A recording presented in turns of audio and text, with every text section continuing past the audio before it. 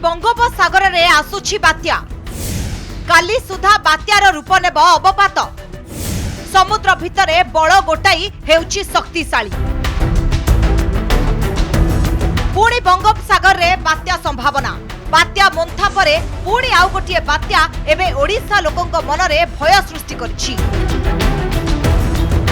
मालाक्का और दक्षिण अंडमान सागर रे स्पष्ट चिन्हित लघुचाप क्षेत्र रे परिणत होईछि लघुचाप जहाँकि काली सुधा बात्यार रूप नेब।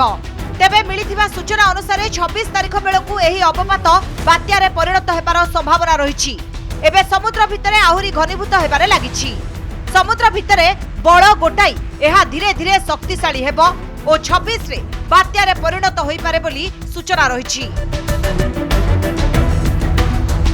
दक्षिण पूर्व बंगोपसागर में 25 तारिख संध्यारू 50 रु 60 किलोमीटर प्रति घंटा रे पवन बहिब। 26 तारिख सकाळू एहा वृद्धि पाई 60 रु 70 किलोमीटर एवं सर्वाधिक 80 किलोमीटर बेगरे पवन बहिब। सेहिपरि 27 तारिख सकाळू पवनर बेग 80 रु 90 किलोमीटर एवं सर्वाधिक 100 किलोमीटर पर्यंत पहुंचब बोली पाणीपाग विज्ञानी आकलन करिसेंती। 27 बेलू आंध्र और ओडिशा उपकूल में वर्षा संभावना रही विशेषकर दक्षिण ओडिशार विभिन्न जिले में बड़ वर्षा भय रही।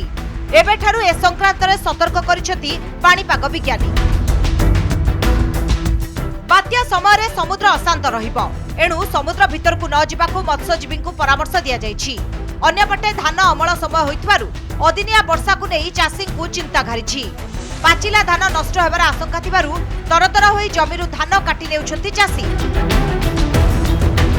बंगोपसागर रे लघुचाप सृष्टि हेबा परे बात्या भय बढ़िछि।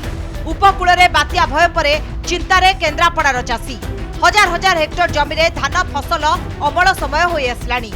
एपरि समय बात्या हेले सबु धान नष्ट होई जिबार आशंका रहिछि। बिलरु पानी सुखी नथिबारु एबे धान काटिबा संभव हेउनी। तथापि किछि किछि जगार धान कटा आरंभ होईछि।